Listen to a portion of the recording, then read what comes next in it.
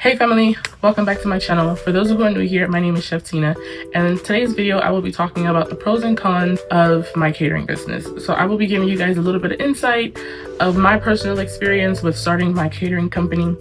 I started Craven Spa in November of last year of 2024, so we're just roughly about to hit a year with me launching my catering business. So I have my iPad with me and I took down all of my notes, or at least I jot down some points and the good and bad side of starting your own business or starting your own catering company. So this is just my personal experience. It may not be everybody's, it may not be yours if you're looking into starting your own catering company or even starting a culinary career necessarily. But this is just all the things that I had to deal with or what I was going through that I may share. Some of it may be similar to a certain extent or to some magnitude, but it may not all be. So stick around.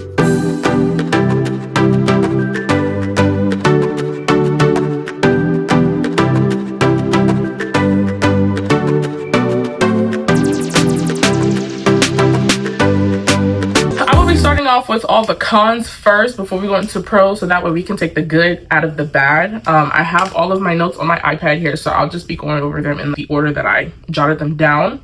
But again, this is all based on what I've experienced in the past 10 months or so as far as starting my catering company. So everybody's experience is different, but this is my opinion of my cons of starting my catering company, Craven Spot.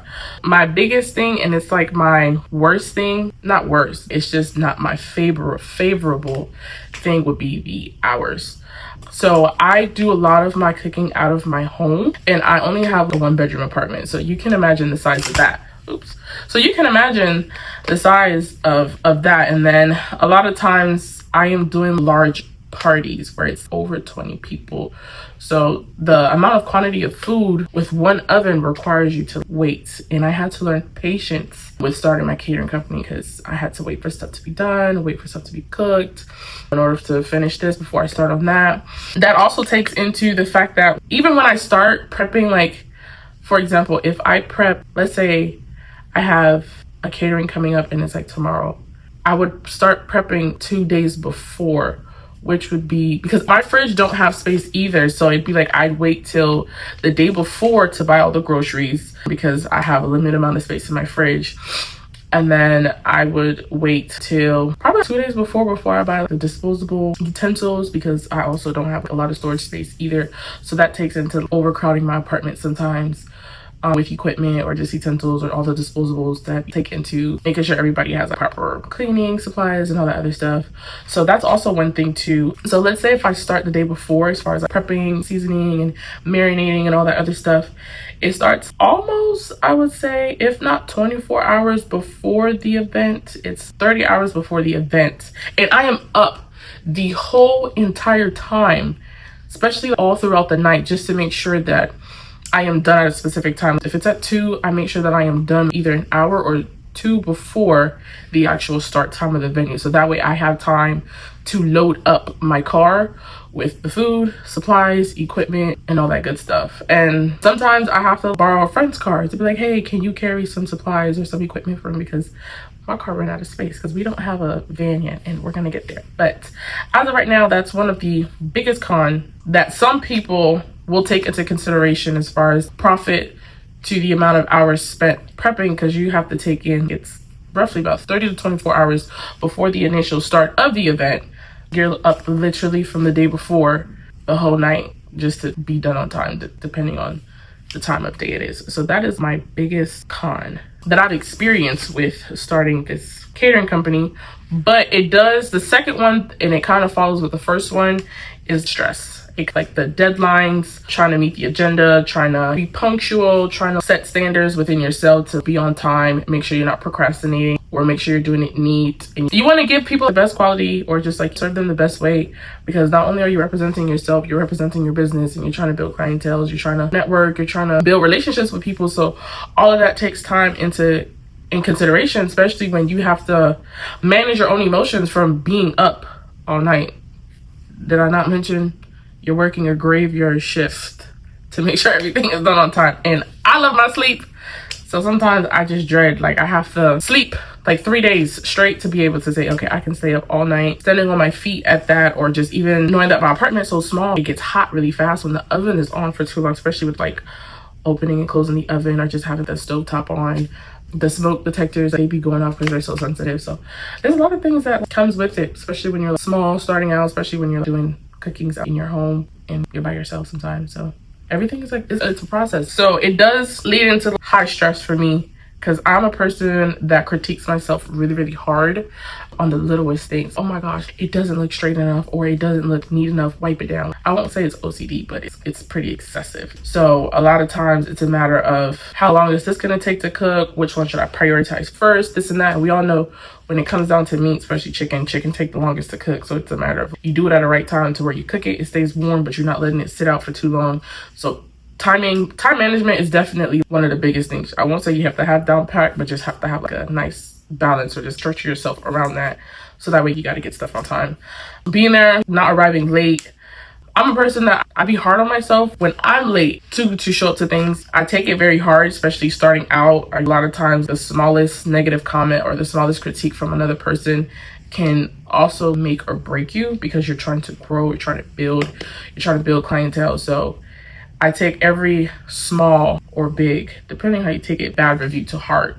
So I never want tardiness to be on the list outside of my food not tasting good. But I think that's one of the things that I try to hold myself accountable as far as, especially with traffic, because traffic is already bad in Orlando. That is like inevitable. So even when you try to accommodate to leave an hour early or just to be there on time, like, you just never know what to expect when you hit the road or hop on the highway, because people don't know how to drive. So that's one of the biggest things. As far as, it does come with a lot of stress, it does come with a lot of anxiety. Your emotions are high, you get frustrated, and sometimes I've had moments where I shift blame. Instead of saying that I could have did better here, it'd be like, if I have like a person helping me, it's, well, dang, if you did this better. I always find something to progress myself, but it's never really me kind of shift blaming in a way. But yeah, that's just like accountability there. Another thing, and this is more specific to the amount of resources and capital you have when it comes down to starting a business, the requirements as far as like license, registration, on certain documents you would need to take into. Also, let's see, equipment, these subscriptions for these social medias, for these editing apps, they cost a pretty penny. When I started off, it's just like, oh, I'll just make a social media account and I will be okay, just post videos. But then it's just like, now you gotta worry about different editing apps, and now you gotta look into certain apps that helps you create posts, flyers, or Canva is one of my biggest apps that I use on my phone, and the subscriptions for the edits on Canva is $100. So there's a lot of upfront cost that comes in if you don't already have the capital or the resources for it, or necessarily an investor to help you start. It can feel financially draining. Just even within my first 10 months, is it 10 months?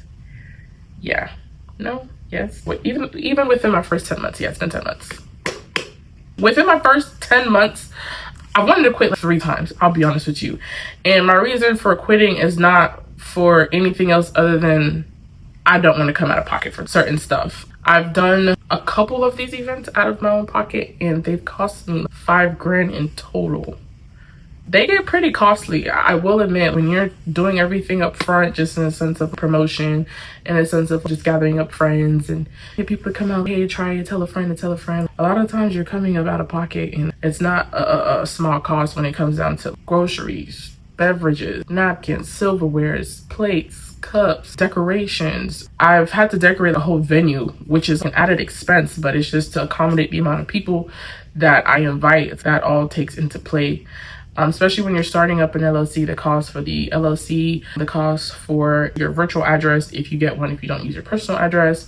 I have a business phone that I have to upkeep. I mentioned the subscriptions that I have with all my social media apps. So Amazon, I'm just waiting for Amazon, but I've spent a pretty good penny on Amazon. So finances is definitely one of the biggest troubleshoots that I've experienced when it came down to starting my catering company, because everything is pretty much from scratch.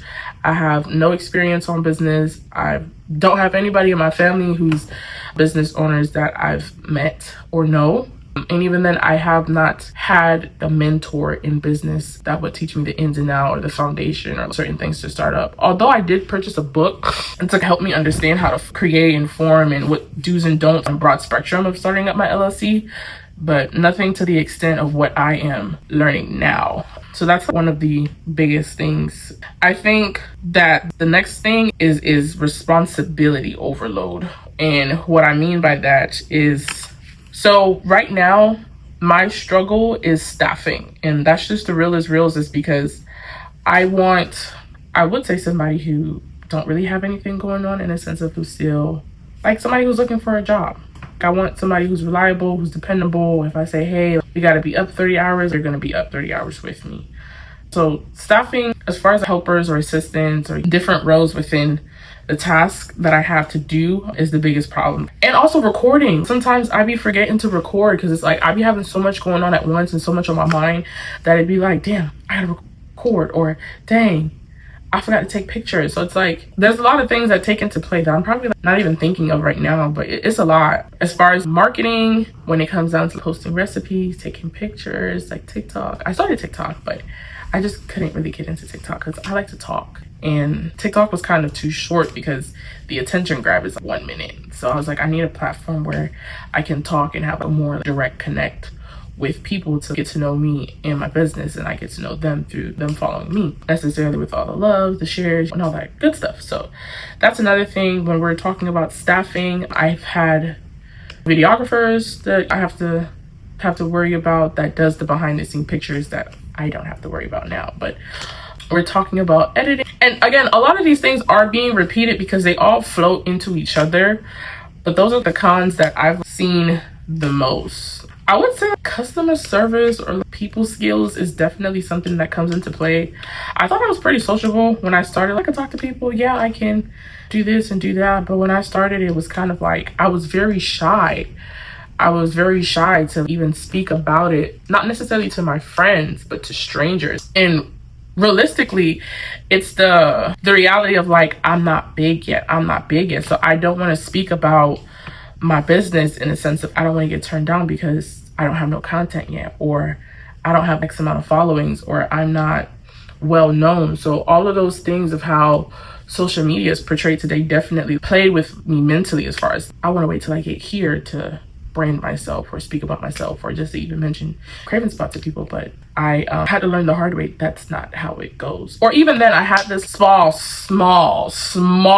expectation that my friends would do it for me. My friends are my biggest supporters. They show a lot of love and all that other stuff, so I expect them to do the promoting and advertising for me. But it's like, can't nobody speak for me or advertise for me more than I can do for myself, because at the end of the day, I'm the face of the business, not them. So that was one thing that it's a con to me, because I'm not that sociable. I am very shy and I choke up a lot of times to certain people, and so I just don't speak about it unless it's a natural conversation with somebody that I've been around a time or two. So those are pretty much all of my cons with so far that I've experienced with starting Craven Spot. Again, this is just 10 months worth of things that I've had. These are my biggest things that I wanted to talk about, just to like keep it real as far as the expectation, as far as what you may see through me or through other people who does catering or private chef. Everybody's experience is different, but I would like to say that it's kind of similar in a way, but it does consist of that. But this does lead into all the good stuff. This is my favorite part, because this part makes me a little bit more happy as to some of the reasons why I started Craven Spot. So one of the biggest things that pushed me, or that kind of really inspired me, is the creativity, the freedom of creativity. I have a niche of going big or being extra, because I'm dramatic. I can be dramatic, and I have been dramatic in certain instances, and especially when it comes down to like celebrating or hosting stuff, I like to do those get-togethers. Hey, let's theme it, let's do this, let's get drinks and all that other stuff. So I like the creativity behind it, of theming, design, decorations. I'm a sucker for flowers, so any chance that I get to purposely buy some flowers is a guilty pleasure to me, because I am a sucker for flowers. One of the second things, I haven't experienced this long enough to speak on it, but I know for every entrepreneurs or every person who's quit or left their 9-to-5 jobs to fully invest full-time in their business, flexibility is one of the biggest things that I hear other people talk about when it comes down to having their own business, or necessarily with me in my catering business, is that you really do make your own hours in a way, but it just depends on your profit cost when it comes down to bookings. Because when I do certain bookings, I necessarily have to take off a day or two, or if not 2 to 3 days. The hardest part is the prepping part, I shall say. The prepping is the hardest part, as far as like the extraneous hours on your feet, being behind the stove, all that heat, to the point where when you get there to the event and you set up, everything is practically smooth sailing. In most cases where I've done events, guests serves themselves. So even though you're spending like 30 hours prepping and cooking and stuff like that, during the event itself, you're not really doing much, because you can actually sit down, relax, take a hour break, or your breaks is as long as you want it to be. So that does come into play. I can't necessarily say that I get to wake up whenever I want to or sleep in whenever I want to, because I have not yet experienced that. Hence that I'd be up all night. So sleep doesn't really exist. And I like to sleep too. And I hate like waking up early. So I guess that's a con, but it is a pro in certain cases. Sleep is a con. But the flexibility of me working at my pace, not having somebody overhead managing me, or having to report to somebody, or even then being reprimanded for making bad decisions, because I tend to hold myself accountable, or have my friends around me hold me accountable when it comes down to what could I do, what could I have done better, how could I control my emotions, how could I respond to certain things, or especially when things don't go my way, or little stuff in between that happens throughout events. I would say this one should have been my number one, but it's not my number one, is direct impact. So I like the feeling. So my love language, to make this make sense, my love language is acts of service. So I like the ability to do for others and make them happy, cheer them up, or just turn their frown upside down in a way. So I am very big on being hands-on. I'm very big on helping, or just even allowing a person to just relax. So that's my direct explanation of direct impact. But even then, it also takes the stress away from the client, as far as not having to worry, or just the stress level. Especially a lot of people that I know, especially the women, have children. So it's a matter of, I can't do this because I gotta have the kids, gotta babysit, gotta do this, gotta do that. So just alleviate the stress. It gives them time to enjoy their celebration or whatever they have going on within that time frame or within that day. If the client's happy, everyone else is happy. So it's like a domino effect. So it passes it on through everyone else.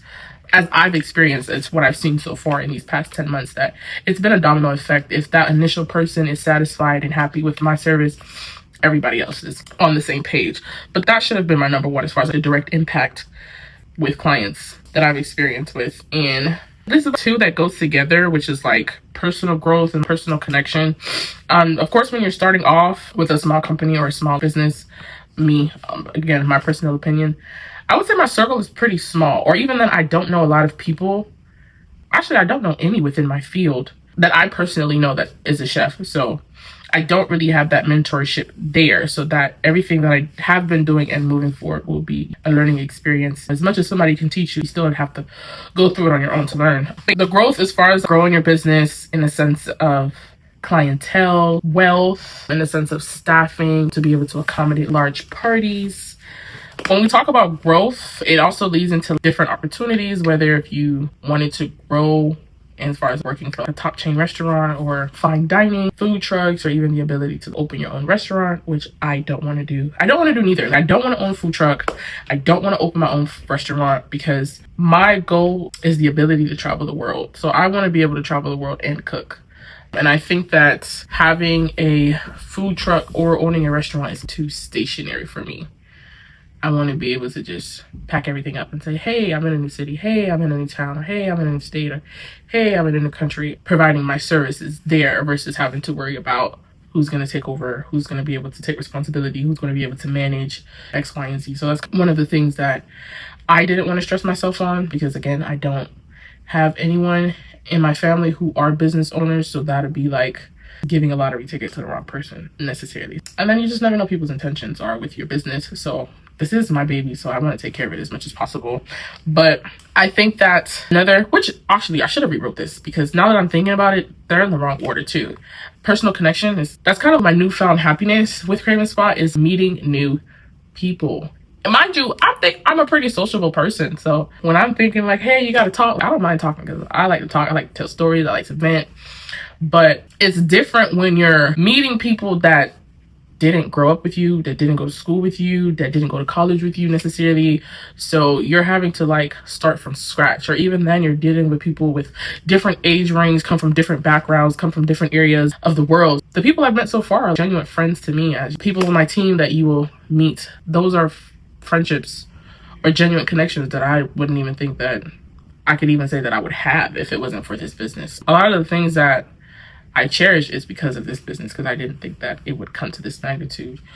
I think that the level of respect that one has for me is also a good thing, because a first impression does matter, and I try to always leave like not the best, but at least a good first impression, because again, I have my bad days, but I try to always, not always, I'm just childish, I'm just silly for no reason. So that sums it up. I'm childish, so I'm goofy and very playful when you meet me, so it's never, some may say it's too much, but for me, I'd rather smile than to be mad. So with that personal connection, you tend to, sometimes it is true where your clients do become like a newfound family to you.